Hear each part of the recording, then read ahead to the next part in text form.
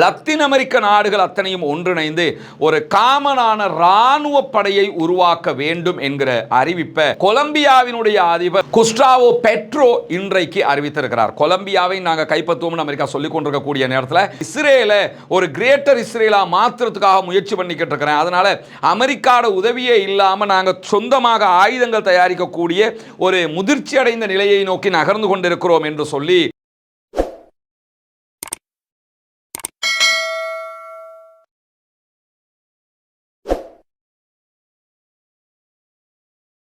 அன்பிற்கினிய சகோதர சகோதரிகளே, உங்கள் அனைவர் மீதும் ஏக இறைவனுடைய அமைதியும் கருணையும் உண்டாகட்டுமாக என்கிற பிரார்த்தனைகளோடு நம்ம வாழக்கூடிய இந்த காலகட்டத்தில், குறிப்பாக 2026 ஜனவரியில் நம்ம இருக்கிறோம். இந்த நிலையில் கடந்த 2 ஆண்டுகளாக, அதிலும் குறிப்பாக அமெரிக்காவின் அதிபராக டொனால்ட் ட்ரம்ப் கடந்த ஆண்டு ஜனவரி 20ஆம் தேதி பொறுப்பெடுத்ததில் இருந்து உலகம் முழுவதும் பலவிதமான பிரச்சனைகளும் சண்டைகளும் சச்சரவுகளும் நடந்து வருவதை நீங்கள் பார்க்க முடியும். குறிப்பாக காசாவில் 2 ஆண்டு கால யுத்தத்தை இஸ்ரேலிய ஆக்கிரமிப்பு இராணுவம் செய்து வந்தது.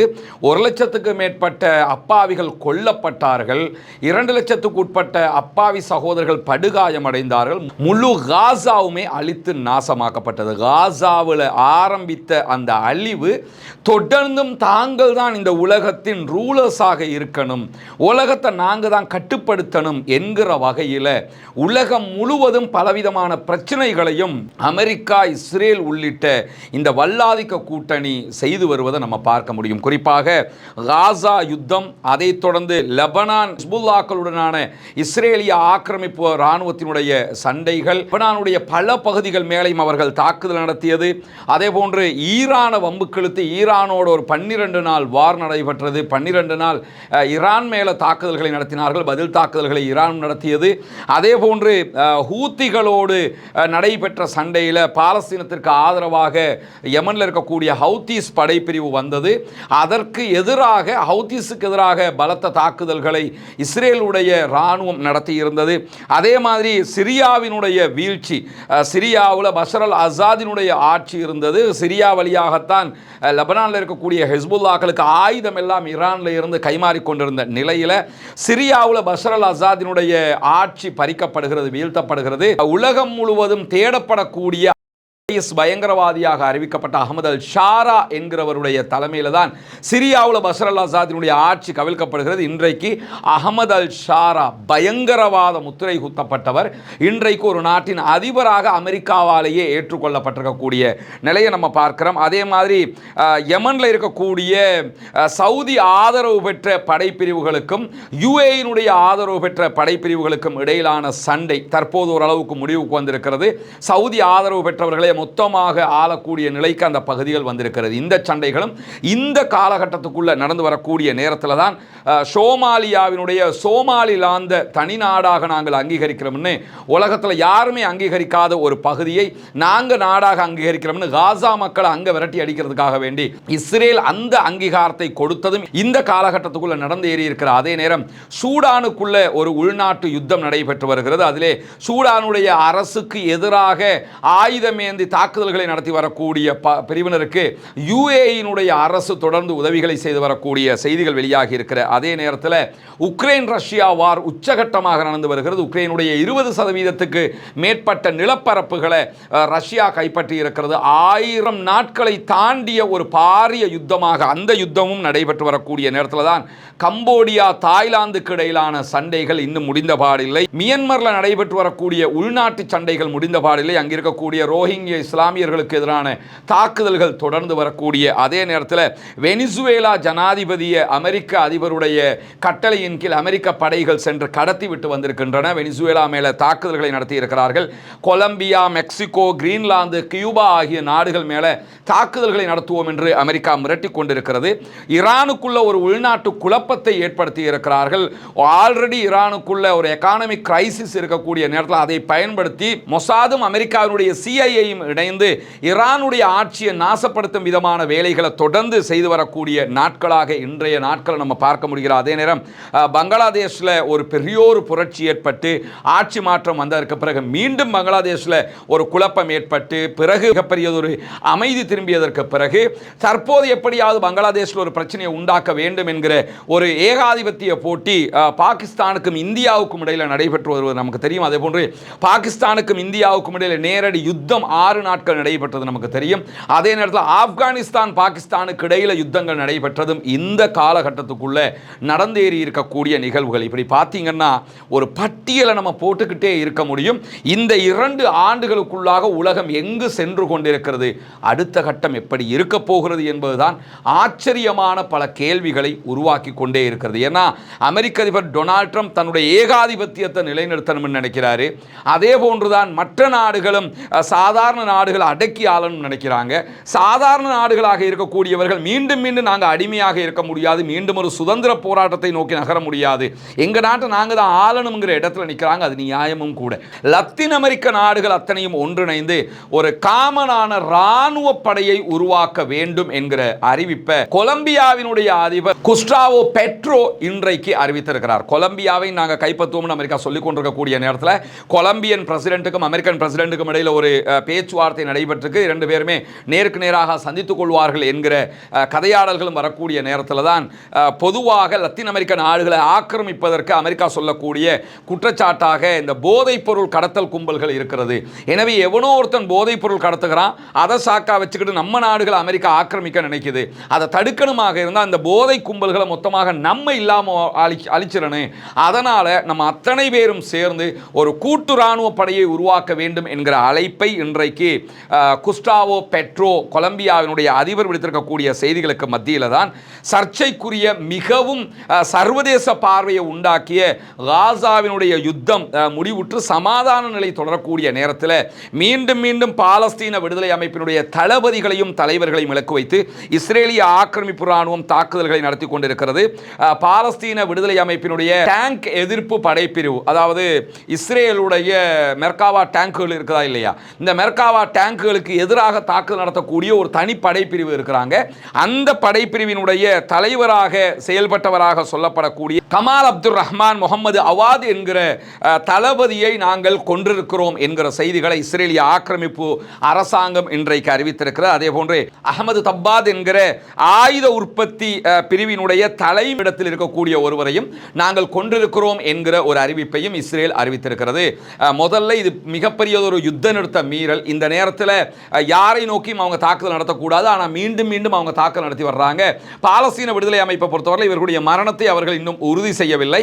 உறுதி செய்யாத நிலையில் தொடர்ந்தும் பாலஸ்தீனத்துக்குள்ளே இஸ்ரேல் யுத்த நிறுத்தத்தை மீறுகிறது, அநியாயத்திற்கு மேல் அநியாயம் செய்கிறது.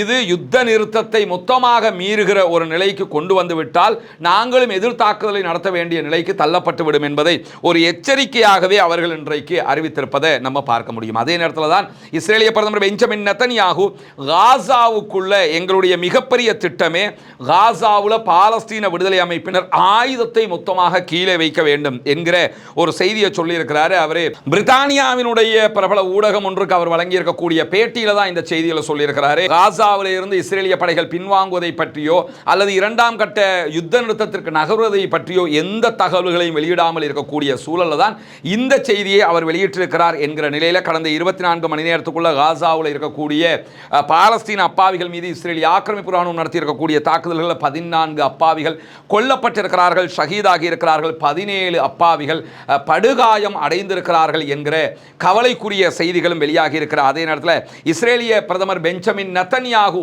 சொல்லியிருக்கக்கூடிய இன்னொரு முக்கியமான செய்தி என்னன்னு கேட்டால், எதிர்வருகிற 10 ஆண்டுகளுக்குள்ளாக அமெரிக்காவினுடைய ஆயுத உதவிகள் இல்லாமல் இஸ்ரேலே மொத்தமான ஆயுதங்களை உற்பத்தி செய்யக்கூடிய ஒரு நிலையை நான் உருவாக்குவேன். என் மேலே அவதூறான இட்டுக்கட்டிய குற்றச்சாட்டுகளை சுமத்தி இருக்கிறார்கள், ஊழல் குற்றச்சாட்டுகளை சுமத்தி இருக்கிறார்கள். நான் குற்றவாளி அல்ல. அதே நேரத்தில் நான் இஸ்ரேலை ஒரு கிரேட்டர் இஸ்ரேலா மாற்றுறதுக்காக முயற்சி பண்ணிக்கிட்டு இருக்கிறேன். அதனால அமெரிக்காவோட உதவியே இல்லாமல் நாங்கள் சொந்தமாக ஆயுதங்கள் தயாரிக்கக்கூடிய ஒரு முதிர்ச்சி அடைந்த நிலையை நோக்கி நகர்ந்து கொண்டிருக்கிறோம் என்று சொல்லி இன்றைக்கு அவர் அளித்திருக்கக்கூடிய பேட்டியில் சொல்லி இருக்கிறது மட்டுமல்லாம எதிர்வருகிற ஒரு தசாப்தத்திற்குள்ளாக ஒரு 10 ஆண்டுகளுக்குள்ளாக $1 trillion எங்களுடைய முதலீடுகள் எட்ட வேண்டும், எங்கள் வருமானமாக அது இருக்கணும் என்பதுதான் எங்களுடைய இலக்காக இருக்கிறது என்று சொல்லி இஸ்ரேலிய பிரதமர் பெஞ்சமின் நெதன்யாகு சொல்லியிருக்கிறார். இஸ்ரேலை பொறுத்தவரை அவருடைய மிகப்பெரிய வருமானமே ஆயுத உற்பத்தி தான். அதில் இருந்து தான் இவ்வளவு பெரிய தொகையை நாங்கள் ஈட்டணும் என்று சொல்லி எங்களுடைய இலக்காக இருக்கிறது என்று சொல்லியிருக்கிறார். 1948 ஆண்டு பாலஸ்தீனம் என்கிற பெருபூமியில இருந்து அபகரித்து உருவாக்கப்பட்ட இஸ்ரேலிய ஆக்கிரமிப்பு நாட்டை பொறுத்தவரையில் இந்த நாட்டுக்கு 1948 இருந்து ஆயுதங்களை தொடர்ந்து வழங்கி கொண்டிருக்கிறது அமெரிக்கா. ஆயுதம் வாங்குவதற்கு மேலதிகமாக பணங்களையும் அவங்க கொடுத்து கொண்டிருக்கிறாங்க. 2016 மேலதிகமாக அமெரிக்காவுக்கும் இஸ்ரேலுக்கும் இடையில் ஒரு ஒப்பந்தமும் எட்டப்பட்டிருந்தது. ஆயுத ஒப்பந்தங்கள், ஆயுதம் வாங்குவதற்காக 2028 ஆண்டு வரைக்கும் தொடர்ந்து ஒவ்வொரு ஆண்டும் $3.8 பில்லியன் இஸ்ரேலுக்காக அமெரிக்கா கொடுக்கும். ஒவ்வொரு வருஷமும் ஆயுதம் வாங்குறதுக்கு மட்டுமே $3.8 பில்லியன் இஸ்ரேலுக்கு அமெரிக்கா ஃப்ரீயா கொடுக்கும் என்கிற ஒரு ஒப்பந்தத்தையும் அவங்க பண்ணியிருக்கிறாங்க. நம்ம நாடு IMF இருந்து மொத்த நாட்டை டெவலப் பண்ணிக்கிறதுக்காக வேண்டிய வெறும் $7 பில்லியன் தான் கடன் கேட்டுக்கிறோம். அதை கேட்டாலே நாங்கள் கொஞ்சம் மேலே வந்துடுவோம் என்பதுதான் நம்முடைய இலக்காக இருக்கிறது. ஆனால் $7 பில்லியனுங்கிறது இஸ்ரேலுக்கு அமெரிக்கா 2 வருஷத்துக்கு ஃப்ரீயா கொடுக்கக்கூடிய காசு. ஆயுதம் வாங்குறதுக்காக, ஆயுதம் வாங்கி அடுத்த நாட்டுக்குள்ள பிரச்சனையை பண்ணு, அடுத்த நாட்டுக்கு அட்டாக் பண்ணு, அப்பாவி பொதுமக்களை கொள்ளு என்பதற்காக கொடுக்கக்கூடிய பணமாக இருக்கிறது என்பதை நம்ம புரிந்து கொள்ளுகிற அதே நேரத்தில் இந்த தொகை இஸ்ரேலுடைய பாதுகாப்பு பட்ஜெட்டில் 15% இருக்கிறது என்கிற தகவல்களும் இன்றைக்கு வெளியாகி இருக்கிறது. குறிப்பாக இதை தாண்டி ஃப்ரீயாக அயன் டோம் சிஸ்டம் கொடுக்குறாங்க, ஏரோ சிஸ்டம் கொடுக்குறாங்க, தேட் என்ற ஒரு சிஸ்டம் எல்லாம் ஃப்ரீயாகவே அமெரிக்கா இஸ்ரேலுக்கு கொடுத்து கொண்டே இருக்கிறது. ஏன்னா இஸ்ரேல் தான் மத்திய கிழக்கில் இருக்கக்கூடிய இந்த அரபிகளை அடக்கிறதுக்கான ஒரே ஆயுதமாக அமெரிக்காவிடத்தில் வைத்துக் கொண்டிருக்கக்கூடிய ஆட்களாக இருக்கிறாங்க, கொத்தடிமைகளாக இருக்கிறார்கள். அமெரிக்காக்காரங்களுக்கு மிடில் ஈஸ்டில் இருக்கக்கூடிய அரபு நாடுகளை அடங்க வைக்கணும்னா இஸ்ரேல்காரன் தேவைங்கிறதுனால தான் இவ்வளவையும் கொடுத்து கொண்டிருக்கிறாங்க. இதே நேரத்தில் இதை புரியாத அரபிகள் என்ன பண்றாங்கன்னா, அவங்க கிட்ட இருக்கக்கூடிய எல்லா காசையும் கொண்டு அமெரிக்காவில் கொட்டி கொண்டிருக்கிறாங்க என்று சொன்னா யாருக்கு மூளை இருக்கிறது, யாருக்கு மூளை இல்லை என்பதையும், சிந்திக்கிற திறன் இல்லை என்பதையும் நம்ம புரிந்து கொள்ள வேண்டிய ஒரு இடத்துல இருக்கக்கூடிய நேரத்தில் தான் இஸ்ரேலுக்குள்ள இருக்கக்கூடிய பிரச்சனைகளை தாண்டி இஸ்ரேல் ஈரானுக்குள்ள மிகப்பெரிய ஒரு பிரச்சனையை உண்டாக்குவதற்கு முயற்சி பண்ணுகிறது. ஏன்னா 12 நாள் வார்ல ஈரான் இடத்துல இஸ்ரேல் கடுமையான அடி வாங்கிட்டாங்க, தோல்வி அடைஞ்சிட்டாங்க யுத்தத்தில். அமெரிக்காவுக்கும் அது தெரியும். அதனால ஈரானை யுத்தம் செய்து அடக்க முடியாது, யுத்தத்தில் ஈரானை வெல்ல முடியாது என்பது மிக தெளிவாக அமெரிக்காவும் இஸ்ரேலும் புரிந்து கொண்ட உண்மைகளாக இருக்கிறது. எனவேதான் ஈரானோட யுத்தம் பண்றதை விட உள்நாட்டுக்குள்ள குழப்பத்தை உண்டு பண்ணி ஆட்சியே கவிழ்த்து ஒரு டம்மி பீஸுகளை ஆட்சிக்கு கொண்டு வந்துட்டோம்னு சொன்னா நம்ம சொல்ற மாதிரி கேட்டுக்கிட்டு இருப்பாங்கிறதுக்காக உள்நாட்டு குழப்பத்தை தூண்டிக்கொண்டே இருக்கிறார்கள். ஈரான் முழுவதும் ஆர்ப்பாட்டங்கள் பரவி இருக்கிறது. இன்றைக்கு வெளியாகி இருக்கக்கூடிய செய்திகள் பிரகாரம், குறிப்பாக தெஹரான் டைம், ஈரானுடைய அரச ஊடகங்களை வெளியிடக்கூடிய தகவல்கள் பிரகாரம் ஈரானுடைய பல மாகாணங்களிலும் சின்னதாக பெரிதாக என்று பல ஆர்ப்பாட்டங்கள் அரசுக்கு எதிராக நடைபெற்று வருகிறது. அது எகானமிக் கிரைசிஸ் காரணமாக நடக்கக்கூடிய ஆர்ப்பாட்டங்கள். இந்த ஆர்ப்பாட்டங்களுக்குள்ள கிளர்ச்சியாளர்களை உள்ள நுழைச்சி, ஆயுததாரிகளை உள்ள நுழைச்சி அதை வன்முறையாக மாற்றுகிற வேலையை மொசாதும் CIA-யும் திட்டமிட்டு செய்து வரக்கூடிய காட்சிகளை ஈரானுடைய IRGC, ஈரானுடைய ராணுவ பிரிவுகளை வெளியிட்டுக் கொண்டிருக்கிறாங்க. அந்த வீடியோக்களை ஈரானுடைய அரசு ஊடகங்கள் எல்லாம் ஒளிபரப்பி கொண்டிருக்கக்கூடிய சூழல்ல ஈரான்ல ஒரு நிம்மதியற்ற நிலையை உண்டாக்குவதற்கு இந்த நாடுகள் எல்லாம் முயற்சி செய்து கொண்டிருக்கிறது. ஈரான் சார்பாக ஈரானுடைய தூதுவராக, ஐநாவினுடைய தூதுவராக இருக்கக்கூடியவர் கூட இன்றைக்கு கடுமையாக இதை கண்டித்திருக்கக்கூடிய செய்திகள் வெளியாகி இருக்கக்கூடிய சூழல்ல தான் ஆயத்துல்லா அலி காமனி நாட்டை விட்டு ஓடிட்டாரு அல்லது தப்பி போயிட்டாரு, அவரை கடத்திட்டாங்க, அவரை கொண்டுட்டாங்கிற செய்திகள் எல்லாம் ஒவ்வொருவரும் பரப்பிக்கிட்டு இருக்கிறாங்க. அப்படி எந்த தகவல்களும் இதுவரைக்கும் கிடையாது. ஆயத்துல்லா அலி காமனி தெஹரான்ல தான் இருக்கிறாரு. நேற்றைய வெள்ளிக்கிழமை அவர் மக்களுக்கு மத்தியில் உரையாற்றி இருந்த செய்திகள் எல்லாம் நேற்றைய வீடியோவிலேயே நம்ம சொல்லியிருந்த நிலையில தான் பிரான்ஸ் உள்ளிட்ட மேற்கு நாடுகள் கூட ஈரான் ஜனநாயகத்தை முடக்குகிறது என்கிற குற்றச்சாட்டுகள் எல்லாம் சுமத்திருக்கிறாங்க. என்னன்னா, ஈரான் வந்து ஜனநாயகத்துக்கு எதிராக இருக்குது, மக்களை போராட விட மாட்டேங்குது அப்படின்னு சொல்லி குற்றம் சுமத்தக்கூடிய இவங்க யாராவது மக்களை போராட விட்டுருக்கிறாங்களா? மக்கள் போராட்டத்தை இவங்க தடுத்ததே கிடையாதா?